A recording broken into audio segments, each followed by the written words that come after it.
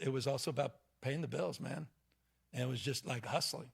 And so I was out there kind of raising myself, turning on the TV, started, just getting obsessed, sitting there with the Wonder Bread and 5 stacks of, Man, it's like the White Stack butter 5 and story.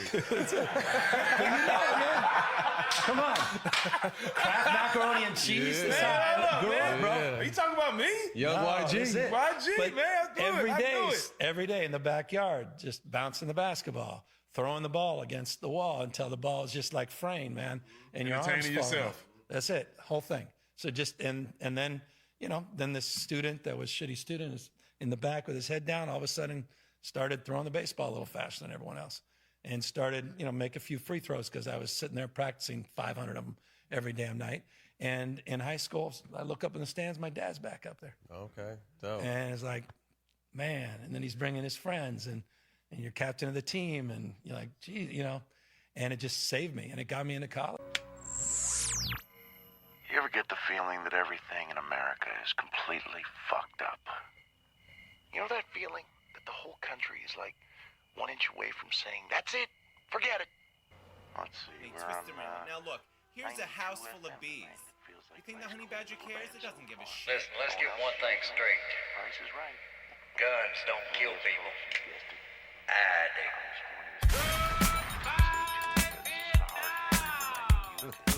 Wow. Thanks for that, Bill. Actually giving a real answer to the question. Stand up and proudly say, God bless you. God bless you. Bill of Rights. Thank God. I'm not ashamed to say I'm proud of being a Christian. And I'm proud to admit, on camera, on the internet, that I will never talk about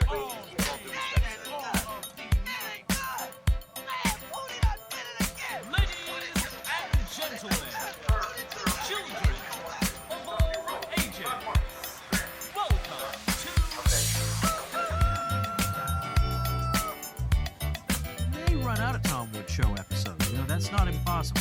So check out Liberty Tree Podcast.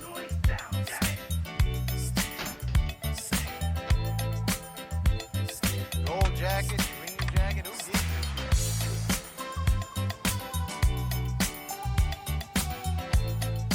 I think some apologies are in order.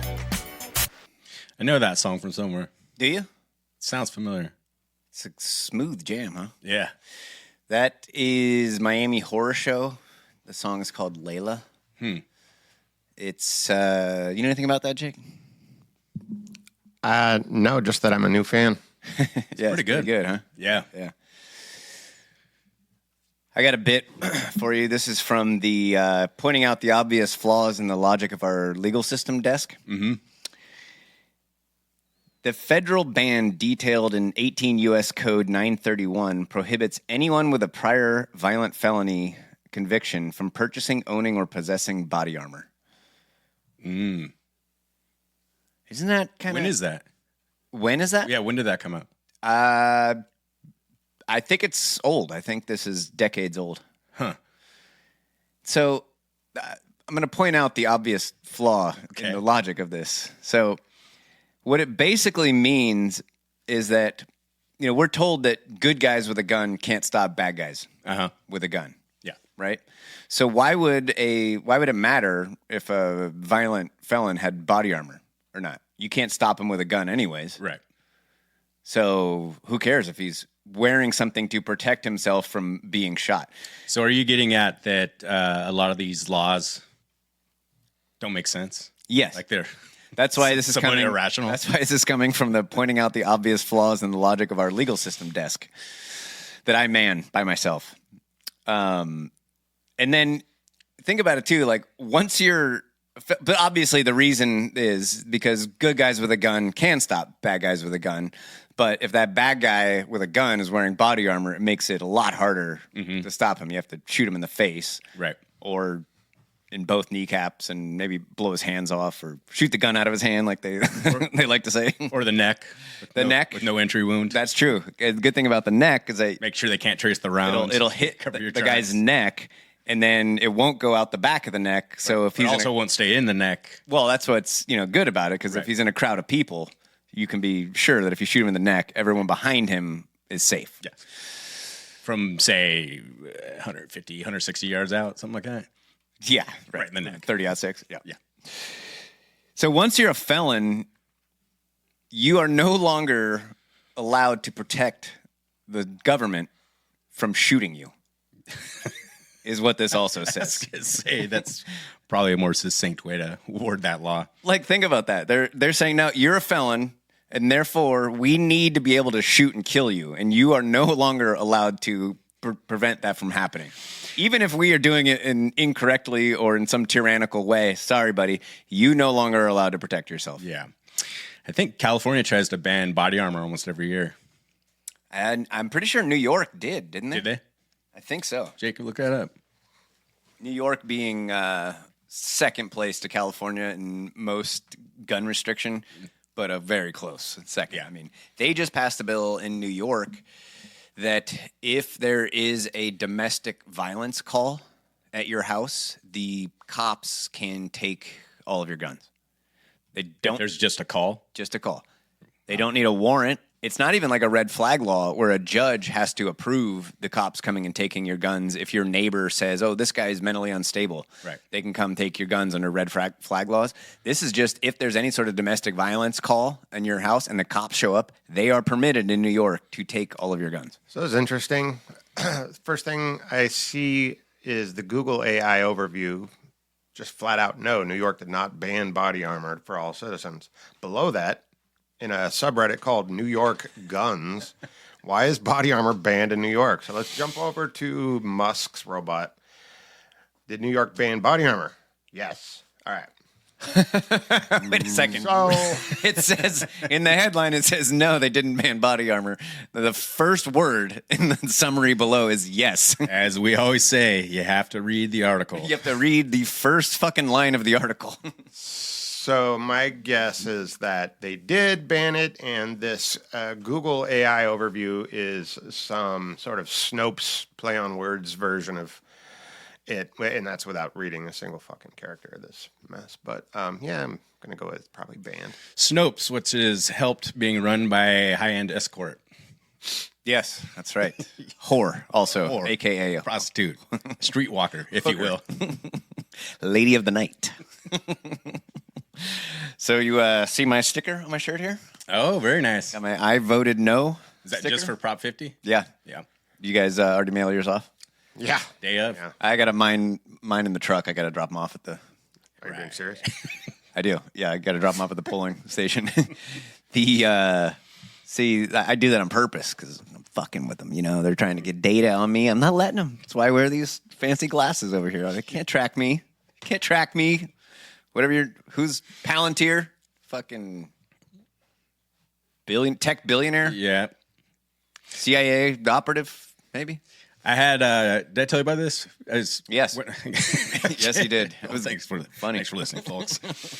I went out of town for the weekend down to the San Diego area. Yeah. Which San Diego's pretty cool. Yeah. North County is I used to live paradise. there. Yeah, North County is like one of the nicest places I've ever been. It's a nice downtown, too. At least it downtown's used to not be. as bad, When I yeah. lived there, it was very clean. It was It's like, still pretty nice. Okay. It's hasn't gone totally the route of San Francisco, but you get like North County, like Carlsbad area and stuff, which Yeah. is where my buddy lives, or Encinitas, all those. Yeah. They still have like that slight kind of sleepy beach town thing. but, Right. I mean, there's a shit ton of people down there. yeah, which is hard to pull off with that many people in the Right. area. But yeah, it's just nice, clean. The beaches are beautiful. Good surf. Good surf, amazing surf. And I was telling my buddy, I was like, because we're in November now, right? Yes. And how is it outside? It's miserable. It sucks. Yeah, it's cloudy. And we have good weather here in Sonoma County. It's warm, though. For the most part. Yeah. But down there, it's... Dude, we're such bitches for I the know. weather. We were having that discussion. We were just walking around, and it's like every day, 74 degrees. I was like, you don't just get used to this every day being perfect? He goes, yeah, you do after a while. I was like, God. And then I was talking about, I was like, I almost moved to New York to the East Coast. I had a girlfriend out there, and I went out there during the winter. Yeah. I was like, fuck this. Yeah.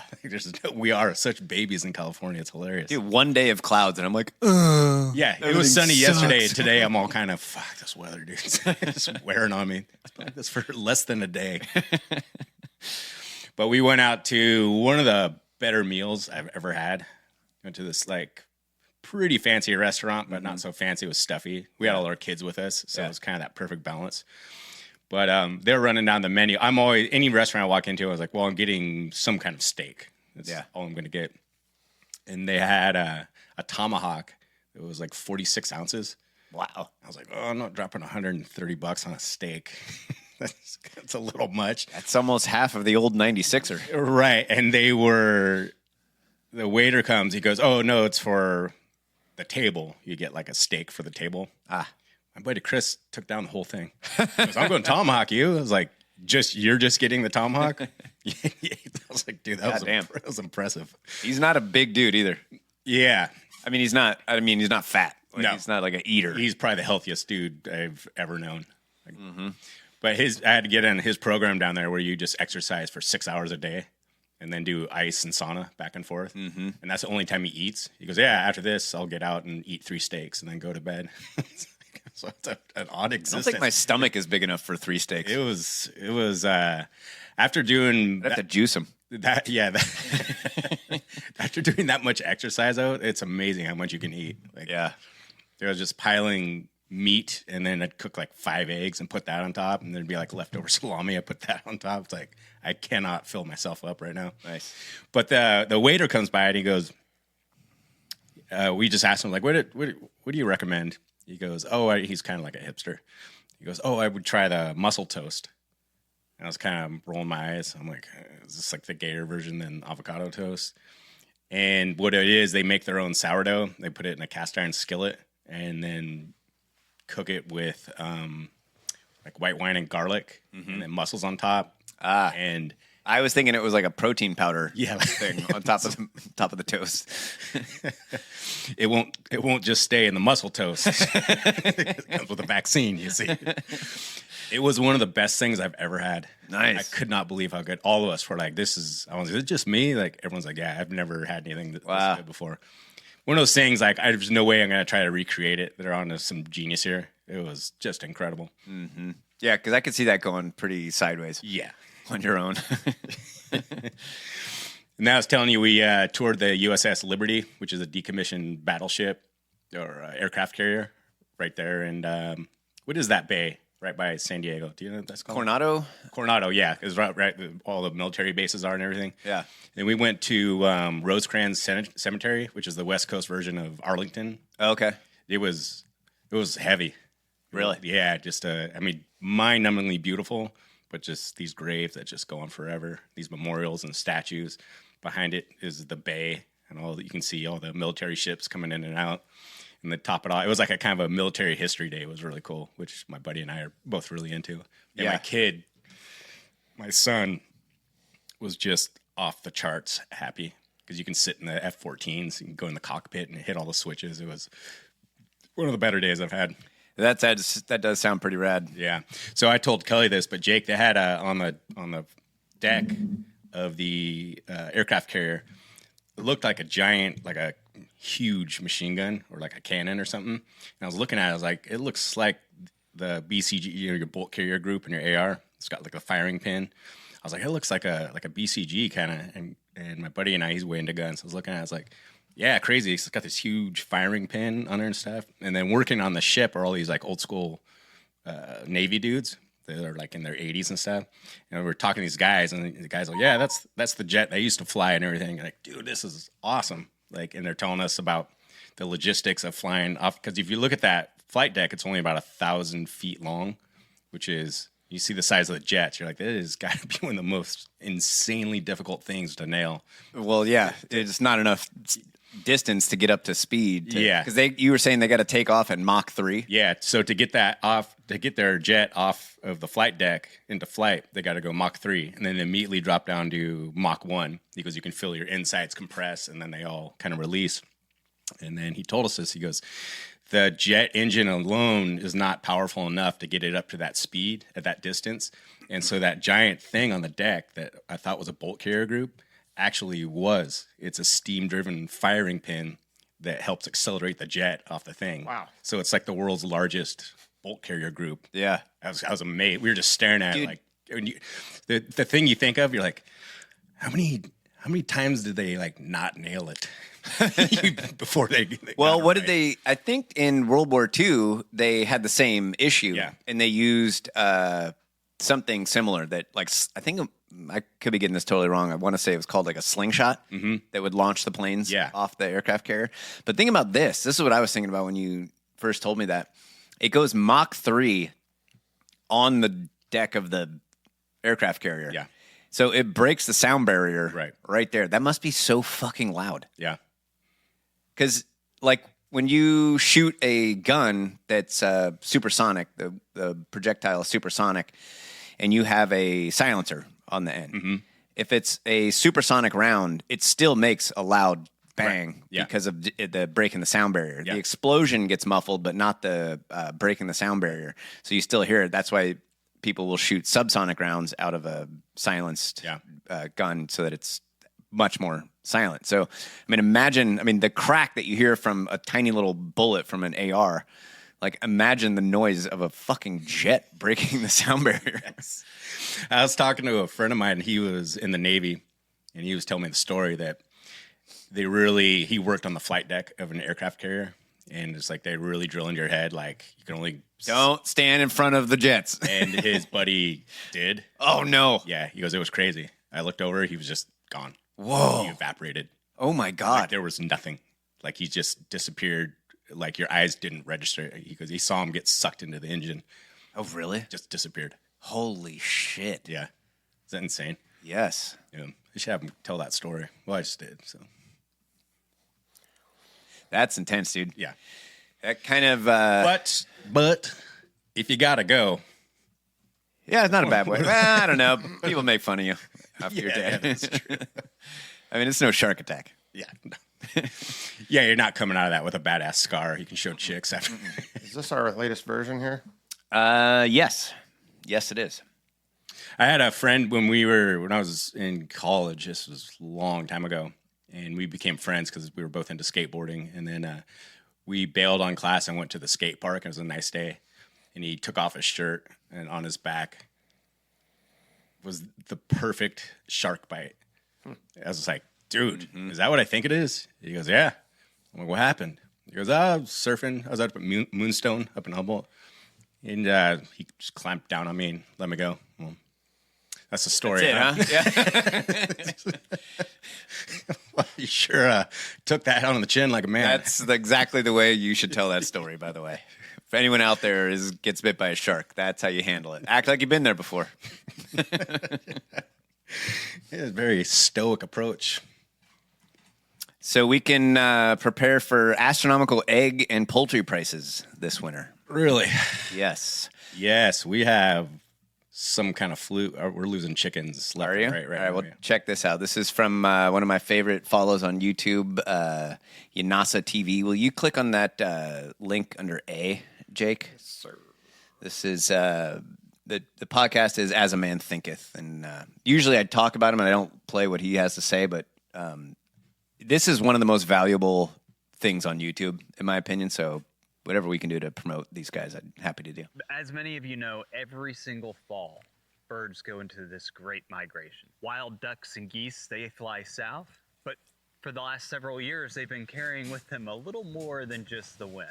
In fact, what they've been carrying with them over the last several years has been a highly unusual avian flu. I say highly unusual because this is an avian flu that has infected everything from dairy cows to ferrets, and it's seemed to gain function numerous times. Pause it. And something that we're seeing even more.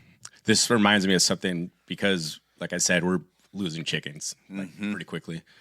And I think because we started out with like 25, I think we're down to like 12. Damn. And my wife went to the farm supply and was asking, there's like a chicken expert there. She goes, yeah, we have something going through our coop. And the guy's like, well, are they getting enough nutrition? I was like, yeah. Like, are we feeding them? Yeah. What about water? Are you giving them water? Oh, that's the problem. They need water? She goes, dang it. Yes. And he goes, Well, there's this avian bird flu that's killing a lot of chickens. I'm like, well, thanks for dragging me that first part of your. I have to check these inquiry. boxes. So you can back it up like 10 seconds, Jake. But what he says right there is the key to this whole thing. Mm-hmm. He said it is gaining function as it goes along. I missed that. So maybe back it up like 20 seconds. We'll hear that again. He goes, this is highly unusual because it's infecting cows and it's infecting whatever other wildlife, and it's gaining function as it goes. And carrying with them a little more than just the wind. In fact, what they've been carrying with them over the last several years has been a highly unusual avian flu. I say highly unusual because this is an avian flu that has infected everything from dairy cows to ferrets, and it's seemed to gain function numerous times. And so, You want to keep going? Sure. something that we're seeing even more so this year is circulating within the wild bird populations. I mean, that's normally where it circulates, right? We still don't know where this strain came from. It's highly unusual. Like last January here in North Carolina, they found hundreds of dead birds on the Outer Banks. 500,000 birds dead in Wisconsin, backyard flocks being culled in Michigan, dead vultures showing up everywhere in Virginia, and now Nevada's warning hunters about sick birds and toxic ponds. Just this week in Wisconsin, 500,000 birds were just wiped out. But I mean, in Virginia, multiple communities have been reporting hundreds of dead birds, mainly vultures and waterfowl, but they've all been dead to this highly unusual HPAI virus. What I've said from the very beginning is we need to understand where this highly unusual strain of HPI came from in the first place. Pause it. Yes, I say it's... So he keeps alluding to this without saying it. Yeah. And this dude is on to what's going on. I was picking up on that while he was talking. I was like, he's kind of... I'll let you guys kind of connect a few dots here. He's saying like this is highly unusual. So, and he's totally on this shit. He knows that they're doing gain of function. He also knows that the global elites are trying to make us dependent on them for our food, and that culling birds is not necessarily the best way to handle this bird flu, because what you end up doing is killing the birds that were naturally immune to the disease, who then could pass on their genes to Herd immunity, if you will. their offspring. They Exactly. recently changed the definition of. Right. Along with vaccine. Go ahead, Jake. started in wild bird populations, but they say COVID started with wild bats. I feel like sometimes if you answer the question of where something came from, it's easier to find a solution to the problem. But we also can't possibly vaccinate every wild bird in the world. You know how many birds that would be? It's not like this thing is going away anytime soon, at least not without herd immunity. But as we've seen with this particular HPAI breakout over the past several years, there doesn't seem to be any immunity building. And when there is immunity, when we've seen ducks survive in Washington or we've seen ostriches survive in Canada, we cull them anyway. Interesting, huh? What, if you had to guess, what percentage of people, let's just take America, think that COVID came from a bat? I mean, 50%. Think 50? I mean, I would hope it was lower, but you would. you're probably right. I'm usually wrong. I'm usually more optimistic than is warranted. This will put you in a better mood. Okay. It's now they just did a poll. I don't know who is in charge of these polls. I would love it if I could find that work, but we're up to, I think, 74% don't believe Jeffrey Epstein killed himself. Nice. I saw that. I was like, Fantastic. whoa, cannot be right. Huh. That's interesting. You know, just to take a quick detour from the end of eggs as we know them, I think that there is a shift going on in the Absolutely conservative group out there, to paint with a broad brush, that ever since the death of Charlie Kirk, people are fed up with Republicans. So Yeah. you used to have like two generic groups. You have liberals and conservatives. And I think I'm going to say like around 2017, all the liberals stopped caring about reality and all they wanted to talk about was Trump. When Trump, I would say leftists, not necessarily liberals, but that's okay. Could be a distinction without a difference. Yeah. Check this out. Believing natural origin, bat related. These are different research firms. Okay, so Pew Research did a poll in 2020. Wow, this exists. That the believing the natural origin hypothesis, 43%. And then going down to Desert News in 2024, you had 31%. It got as low as, wow, in The Economist and YouGov, it says negative 16%. 16. It says Strong partisan divide, though. 85%. Can you go over it all on that, Jake? No, what? Oh, yeah. Okay. Oh, okay. That was from 80. That was mainly Republicans that they were polling. Interesting. These polls are interesting, especially when they parse out some kind of political leaning. Yes. Because I remember that's necessary too. During the height of COVID, it was 85% of people who identified as Democrats thought there was like a 50% mortality rate if you got COVID. Right. It's just like even Republicans was high. Yeah. It was like 25 or something, but it turns out it was 1. But anyways, what I was saying, I think that since Charlie Kirk was murdered, the people that identify as conservatives, the people on the left had already lost their minds and they didn't deal in reality, right? So it was people on the right who were saying, like us, we're not Trump supporters, but this is bullshit what you're telling us about Trump being a Russian asset. Right.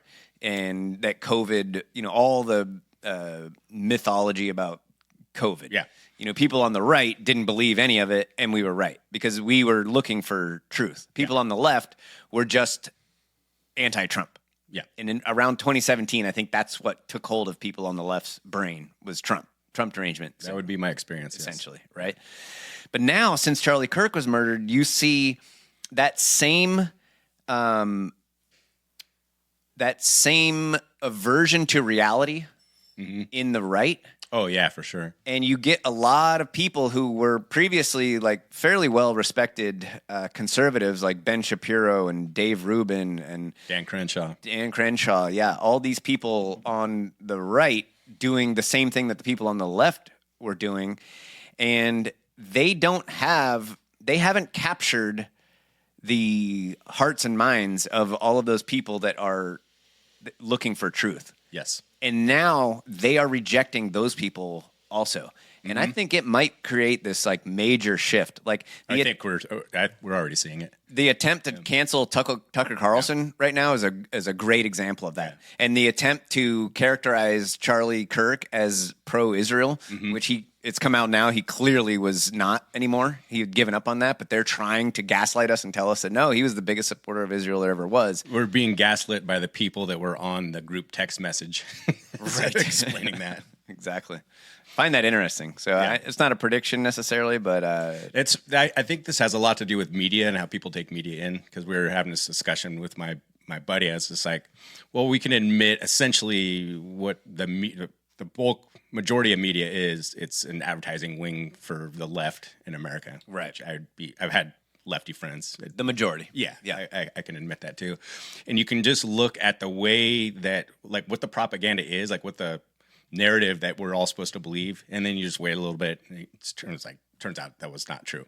Because if you said before, like we just looked at that poll, that I think there's a strong chance that coronavirus came from that lab right next to the bat market where you're telling me that it came from, that was studying coronavirus, you would have been removed from the internet. Yeah. And so tech plays in.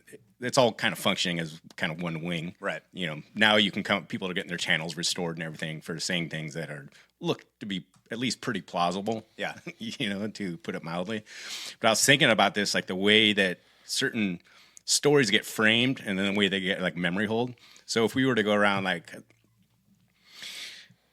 we go outside today and just bump into 10 people and ask them, what do you think their answer is going to be? I'm like, hey, what's your guys' memory? Do you guys remember the story of the first all-female space mission with Katy Perry, what do you think the answer is going to be? Yes. Okay. Do you remember right before that, the 2 astronauts that were stranded in space and we went up and rescued them? Yeah. You'd know that. Oh. But it got no media coverage whatsoever.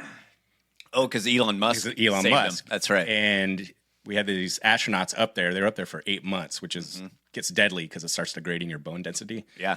And not to mention all the radiation that you radiation. Yeah.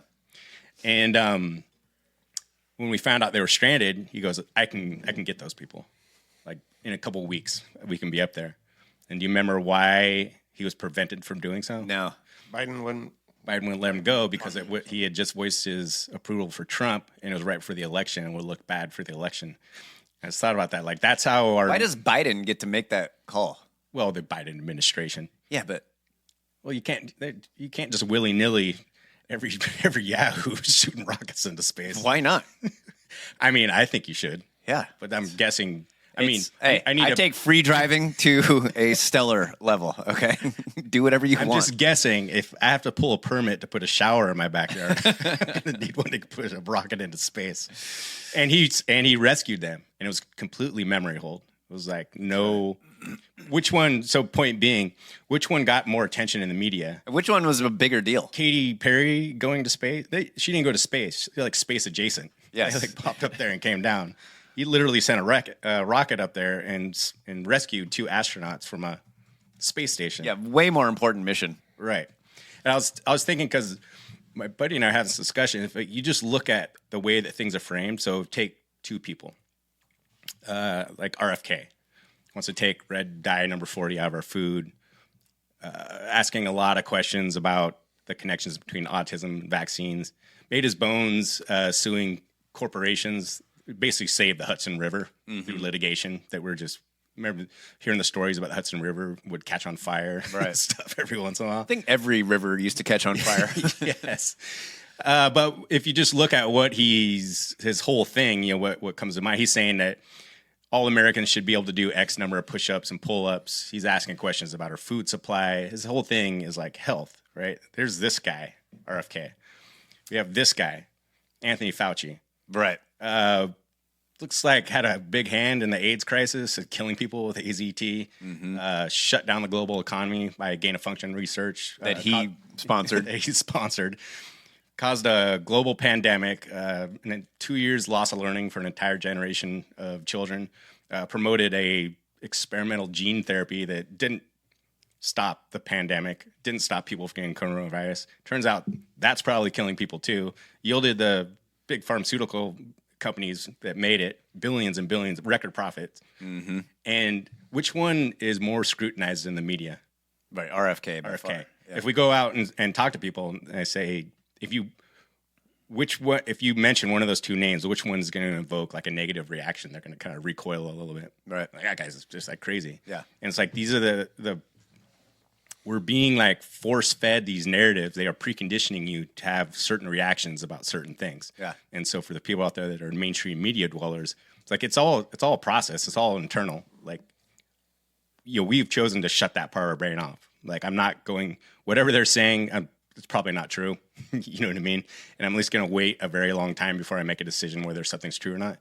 And then it's interesting to be surrounded by people that don't use that part of their brain. I think that there's more and more people are turning on to that. Yeah.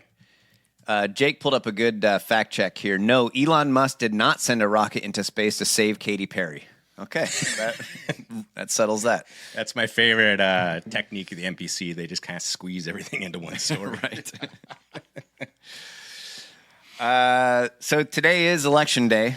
I think we would be remiss if we didn't talk about America's slimiest governor, Gavin Newsom. Yes. I need to grab a beverage, though. Can we take a quick break? You got any music Sure. queued up there?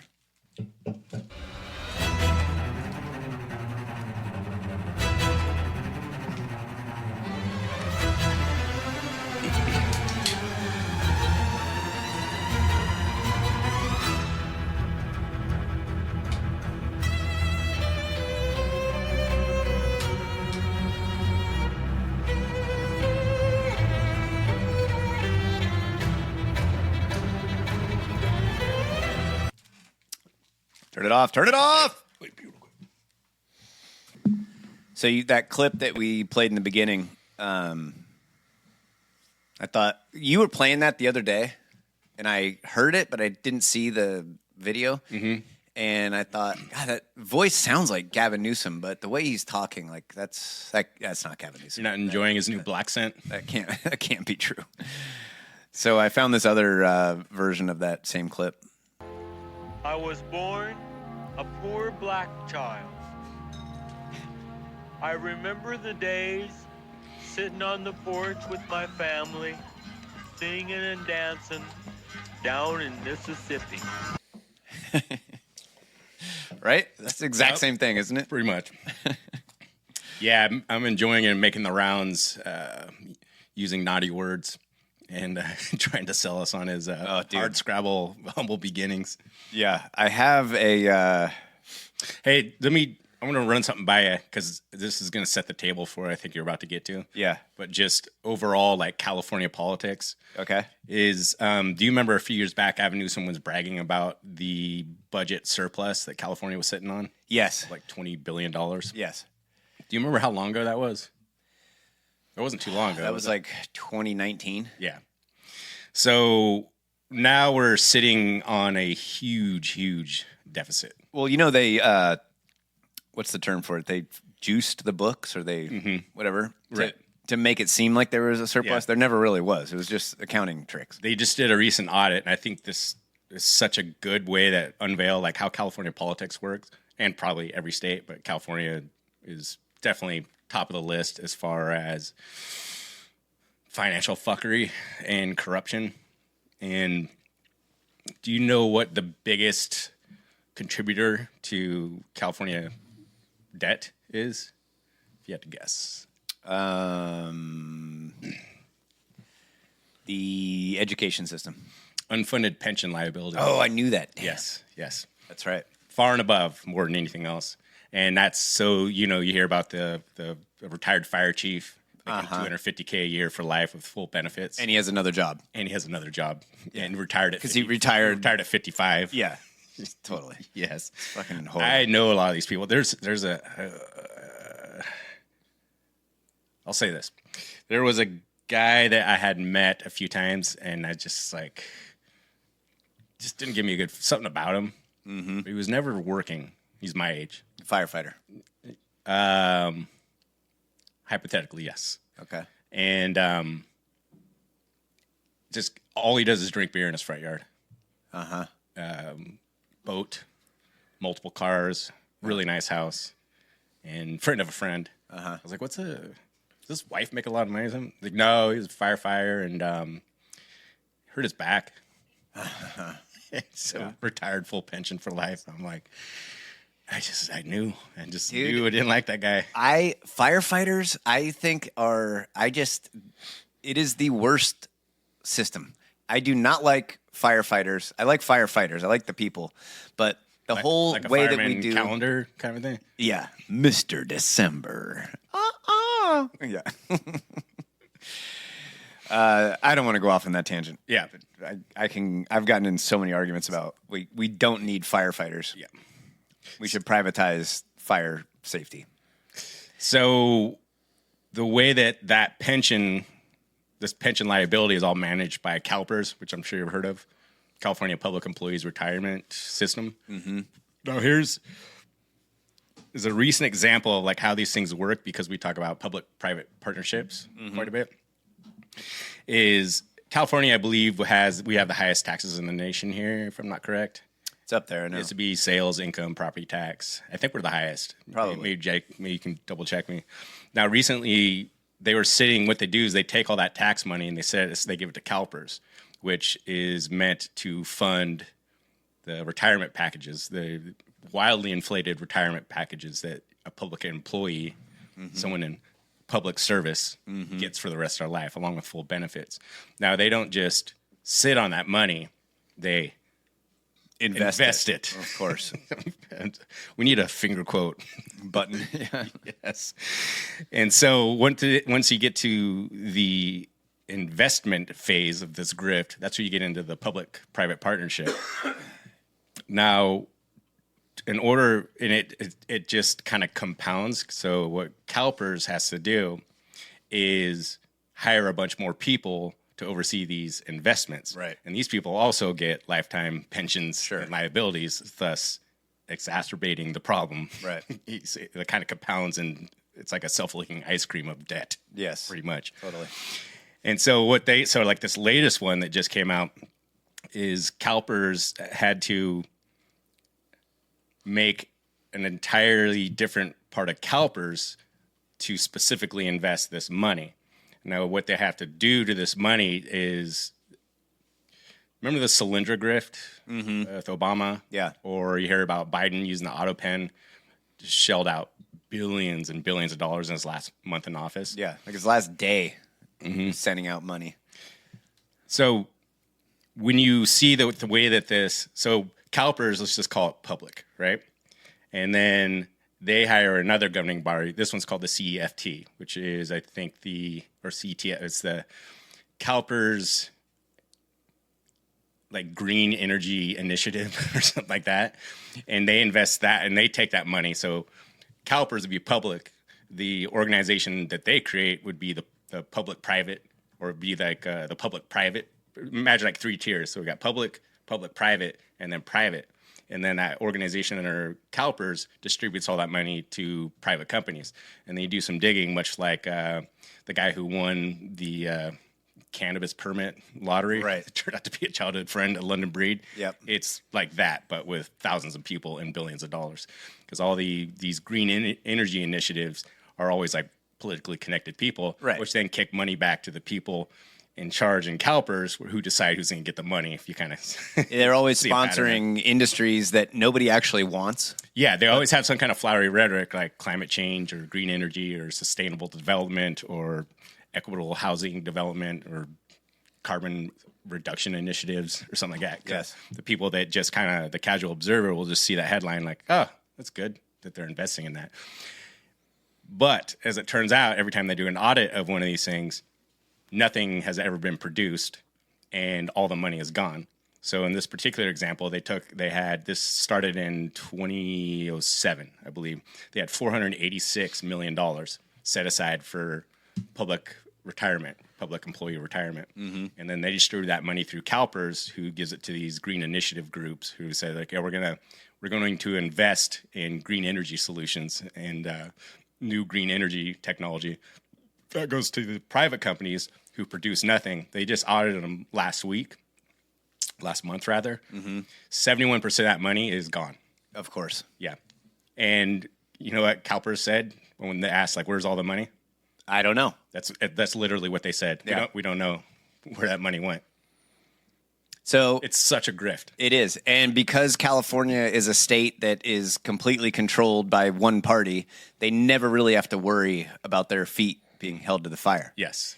It's way worse than you think. When we get into Gavin Newsom, I have something that's pretty amazing. Jake, play number 3. This is Gavin Newsom is freaking out because the federal government is sending election monitors to like 7 counties in California. Listen to him talk about it here, this clip. I love this. Administration announced they're sending election monitors to 5 specific counties here in the state of California. They have no business doing that. They have no basis to do that. In fact, we have a statewide election for a statewide constitution. This is about voter intimidation. This is about voter suppression, period, full stop. And it's a pattern, isn't it? It's consistent with what they've done with the federalization of the National Guard and the intimidation and the chill that's created. They'll do that right around Election Day as well. Same thing with ICE and Border Patrol, masked men. Watch that space, showing up in and around polling booths and voting places. But this is a bridge too far. And I hope people understand it's a bridge that they're trying to build, the scaffolding for all across this country in next November's election. They do not believe in fair and free elections. Our republic, our democracy is on the line. We all need to wake up. Okay. They're trying to intimidate voters. Mm-hmm. How? By watching them vote. I mean, I think that the average person with a yes on 50 sign in their yard hears that and they think, oh, there's going to be armed MAGA supporters at the polling booths They're going to hold you at gunpoint and change your vote? Right. I'm not going there because they're going to shoot me. Like that's the imagery that makes sense to people. Well, no, obviously not. So, is there any reason why the federal government might actually be doing this? Any good reason? Click on A there, Jake. So, CBS News reported that this is actually from the AP, but I think CBS broke it first. At least one non-citizen and perhaps many more were improperly registered to vote in California by the Department of Motor Vehicles, prompting the Secretary of State to demand a new investigation of the embattled agency on Monday. The DMV said about 1,500 people may have been incorrectly registered between April 23rd and September 25th because of a, quote, processing error that includes legal residents who are not citizens, although the DMV says none of the people mistakenly registered are people living in the country illegally. But of course they don't know that because we give driver's licenses to anybody who wants one in California. And all you have to do is check a box online, right, that says you are a legal citizen. It's kind of faith-based. That you're allowed to vote. And I don't know if you noticed this on the mail-in ballots, but you can check a box there so that you can now vote by email. Really? And so we're not even talking, voter ID is like way off the table at this point because you're not allowed to show your ID when you go vote in California. It says on the thing, this is not electronic voting. Yeah. But then the next line is like, but you can vote by email if you check this box next time around. I'm like, okay, it's not electronic voting. And so this is interesting. Click on that next one, Jake. There has been a decline in California. So California's voter turnout in the 2024 presidential election saw a significant decline, marking the largest drop in participation among eligible residents for any presidential election in the last 50 years, with a decrease of 11.3% compared to 2020. So voter turnout. Was that decline? Voter turnout is declining. 11.3%? 11.3% in 4 years. Yet, so this decline amounted to approximately 1.7 million fewer ballots cast, despite an increase in both registered voters and eligible residents. So there's an increase in registered voters somehow in a state where the population is declining and the turnout went down by 11.3%. And compared to 6 years, it says that population decline, I think, was 2 million people in the last 6 years. And we send out way more ballots now than we did 6 years ago with the declining population. Okay, so there was an election analysis done by Seth Keshel. So on this map that you can see right here, scroll down a little bit. There is, so former U.S. military intelligence officer and statistical analyst Seth Keshel analyzed the trends of voter registrations versus actual votes. The following report indicates which counties' vote counts align with the trend in voter registrations and which have small or large divergences. Each county is flagged as red, yellow, or green based on whether the 2020 vote totals aligned with the expected trends, as past decades demonstrate that they typically do, or if they diverge in statistically unlikely ways. So the green ones are the likely clean counties. There's 1, 2, 3, 4, 5, 6, 7. All 7 of them? 7 counties. The vast majority of counties are red in this, and the other ones are yellow. So yellow is suspect, likely fraud. The red ones are strong/rampant fraud. Mm-hmm. What he goes on to say here, which is interesting. His takeaway is this: a deeper look into California has me questioning my own assessment of the state. As Trump improved tremendously in most of the major counties in the state, especially San Diego, LA, Orange, Riverside, and San Bernardino. California, as you know, is vital for the national popular vote propaganda piece for Democrats, and somehow manages to turn everything around it blue and still doubles its own Democratic votes in 2 decades with a now stagnant population growth. It can't be both. So he's saying California somehow turns everything around it blue, meaning people are leaving California, and it's not just people that vote red, because everywhere they go, those states turn purple. Yeah. Right? And that's why all the people in those states hate seeing California license plates because they don't come here and vote Democrat here. Yeah. But that's what happens because most people leave California just because it's too expensive to live here. It's people with means, but they're not necessarily Republicans. Yeah. Right? They're just getting out of a bad situation. Right. They're going to Texas. They're going to Tennessee. They're going to the places around it blue. So somehow California is exporting blue voters and increasing its own blue votes in the state. And that just doesn't make sense. It's like both of those things can't be true. So these are the 11 counties in California. If you click on the next one, that with more registered voters than voting age adults in the county. So there's 11 counties with more registered voters than people eligible to vote. Right. Guess how many out of the 11 are Democrat counties?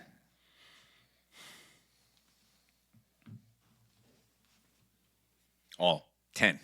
10. You're close. 10 out of the 11.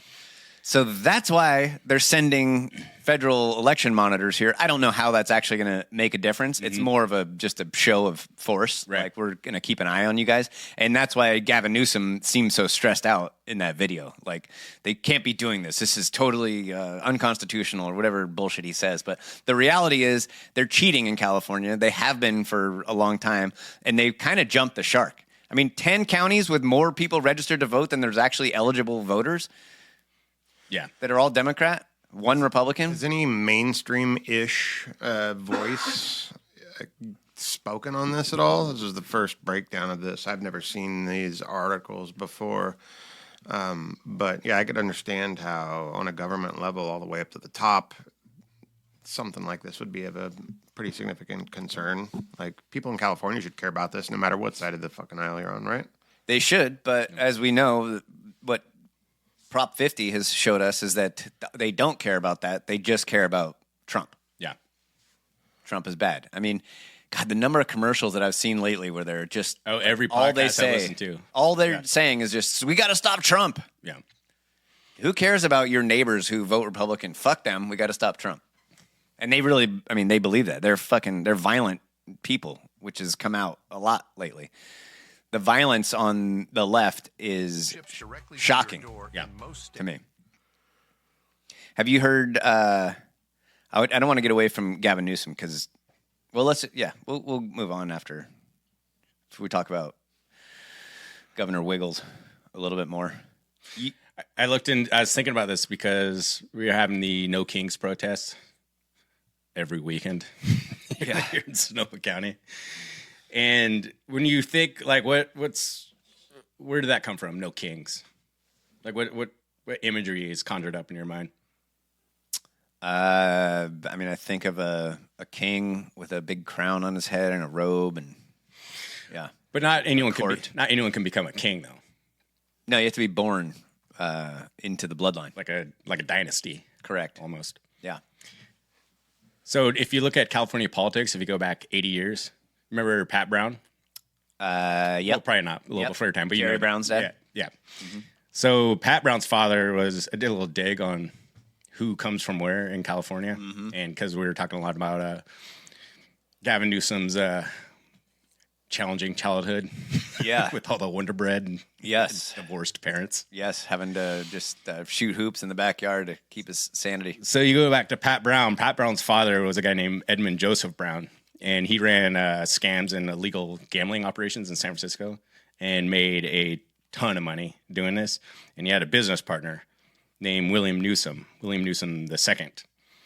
He was the guy that helped run all these operations. And they made all this money. And then William Newsom and Edmund Joseph Brown, they teamed up to get Pat Brown to become governor with all their money. That's how Pat Brown became governor. Mm-hmm. And then as a thank you, Pat Brown was governor for 2 terms, I believe. And as a thank you, Pat Brown awarded something. Have you guys ever heard of the Squaw Valley concession contract? No. It was just like the CalPERS grift. It was like one of those grifts. And this made William Newsom at this point, and then he turned it to his son, William Newsom III, and they ran the Squaw Valley concession, which was a giant taxpayer grift. People were really upset, and it made William Newsom wildly, wildly rich, all at the cost of the taxpayers. It's exactly like that CalPERS grift, like same kind of thing. But that was his thank you for getting Pat Brown elected with all their money. Now, William Newsom III, now the son of William Newsom II, ran this with a guy named John Pelosi. I'm sure that last name sounds a little familiar. And William Newsom III grew up very closely with Pat Brown's son. This would be Jerry Brown. Right. And the dynasty continues. So John Pelosi's son, Paul, who just narrowly survived a hammer attack from his gay lover, married Nancy D'Alessandro, I believe the name is, who was the daughter of Thomas, who became wildly wealthy from smuggling heroin to the U.S. with the Baltimore mob and Lucky Luciano. Really? Yes, dude. It's so wild. Wow. Now, as Jerry Brown began to run for his third term, so many people were upset about the Squaw Valley project that he goes, okay, like the voters, I can't bamboozle them anymore. And he started to challenge William Newsom and John Pelosi about all the money they're making for the Squaw Valley project. William Newsom, and I'm getting to a point like the money is dictating who's in power. And they told Jerry Brown, like, hell no, you're not going to put the screws to us. And if we will, we'll ruin you. Your political career. Jerry Brown goes, I've already had 2 terms. I'm so popular, it's not going to matter. They tanked his campaign and financed Ronald Reagan. That's why we had Ronald Reagan. Oh, really? As the governor. Interesting. So during that time, so now we're up to 1974, Jerry Brown wants to run again for a third term. And so he goes to William Newsom and John Pelosi. He goes like, okay. Hat in hand. I fucked up. Yeah. They're like, okay, do you want to be governor again? He goes, I would love that. He's governor again. And so as a thank you for that, Jerry Brown makes William Newsom, Gavin Newsom's dad, appoints him as a judge in 1975.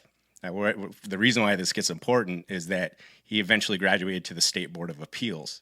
Now, at the same time he was doing that, he was lead attorney for J. Paul Getty of the oil fortune. At that time, J. Paul Getty was the richest private citizen in the entire world.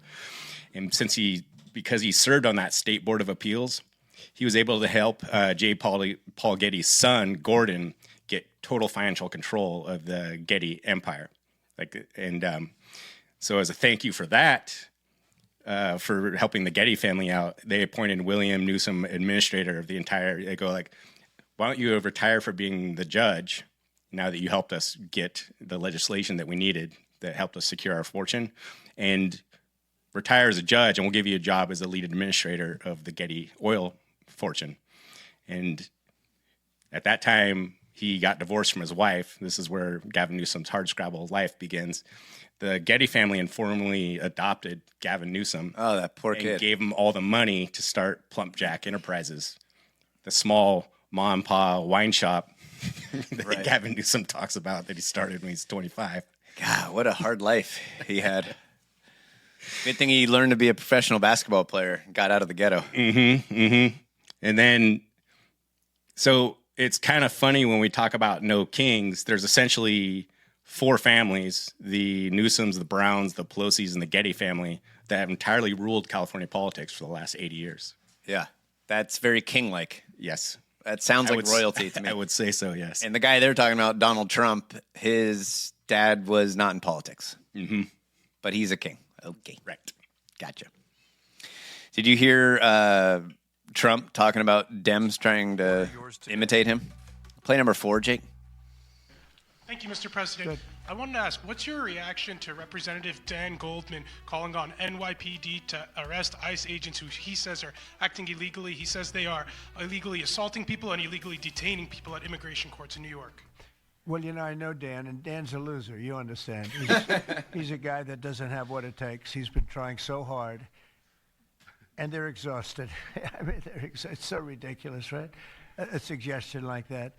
So, they're just trying so hard, and it's not working. They've even now started imitating me, of all people. They want to imitate me. And they start using foul language, but they use too much of it. You can't use the F word 7 times in one sentence. It doesn't work. It might work once every 7 news conferences, but you can't do it. You can't do it 7 times in one sentence. So I don't know. they're really they're in big trouble. That party. Go ahead. Smash cut to Democrats like taking notes like feverishly, like, oh, okay, so 1 in every 7. Okay, I got it backwards. I did 7 in 1. Damn it. Yeah, Gavin Newsom's absolutely doing that. Oh, I know. His call outs with Joe Rogan, calling him a chicken in his pint-sized podcast, and he's typing in all caps now. Right, exactly. He's exactly imitating Trump. It reminds me of the UFC when everyone tried to start acting like Conor McGregor. I was like, this is so hard. That's why I stopped watching the UFC. I was like, I can't do this. So play that next one of Gavin Newsom. Not. Oh, here, I'll play it. For some reason. So this is Gavin Newsom dropping... It's not letting me do it. Hold on 1 second. No do-over. This is it. Wake up to what's going on in this country. And I'll iterate, I'll try anything. That's what that represents. I'm just trying to break through, man. I'm just trying to be accountable, to be able God, he is incapable of speaking a true word, right? It's like if his brain starts to think, like, say something truthful here. He gets this red flag pops up. He's like, no, can't do it. They bleep it out right there, but he does drop the F-bomb there. Wake up. Ooh, I know. They're all doing it too. They just because they can't. Remember that happened honest. like a couple months ago. They get like their talking points, and they all come out and I don't know, something. They added the word shit into some sentence, and they're all saying the same thing. Like they got like a memo. Yes. So like, it's like watching. I feel that way like when I see someone in their like early 50s wearing skinny jeans, like trying to be hip. You're just like, right. It's just a bad look. It's not working. It's not good. The thing that people loved about Trump was his honesty and his integrity. You could tell when he was speaking that he meant what he was saying, that it was true. But Democrats can't do that because their entire thing is based on lying. Yeah. And they can try to type in all caps, they can try to drop F-bombs here and there, but it just doesn't come, it comes across flat. People know that they're lying. Every single human being is a human lie detector. You can tell when people are lying. And that's what the Democrats do over and over and over again. And this guy thinks he's going to be president because he is, like you pointed out, royalty. It's just his birthright. He's been groomed from the very beginning to become mayor, then lieutenant governor, then governor. And there's the way we do things in California. You got to come from this dynasty, which all these people have. Mm-hmm. Essentially 4 families. You know, they could throw in like Dianne Feinstein. That, you know, all these dynasties are totally related. And it has been decided, you know, decades ago that this is the path that was going to happen. Yeah. You know, God willing. This is kind of why he's freaking out too, because you have to take if you take these maps that you're showing us of like these giant blue areas and everything, but that way we always say like walk out the front door. Mm-hmm. Like we live in like probably one of the bluest areas ever, right? Like at least around here in the country. And just remember, like anecdotally walking out, like how many people that kind of whisper to you that they were done voting Democrat. Mm-hmm. It's like one of these things is wrong here. Yeah, God willing, the Prop 50 thing totally backfires. Even if it passes, it might dilute the pool so badly that it backfires in the next election. Yeah, I'm a strong believer, like, if someone goes full Machiavellian with their politics, which that's what Prop 50 is. Yeah. It's literally taking away people's voice in the process. Mm-hmm.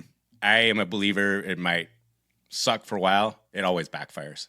It's just not a good look. If someone, I think part of Gavin Newsom's problem is that he's like unopposed ideologically with everything that he does. Right. And I think he's like the guy that plays enough video games like John Madden. Mm-hmm. And then goes on, and then they plop him, we're going to throw you in an NFL game, right? And see how you do. I think that's what we're going to see. And he gets on the national stage. Totally overly confident. Mm-hmm. It's way out over his skis. And then when he gets hit in the face with the reality, he has no idea what to do. Yeah. I don't see people buying the Gavin Newsom thing. I don't think what do you think? I don't think there's any chance that he wins a national election. No. I don't think so either. But, you know, most of the people in the country aren't as burnt out by him as we are. Too, yeah. So Well, you also have to think that for the rest of the country, a large part of the country, California is is like the butt end of a joke.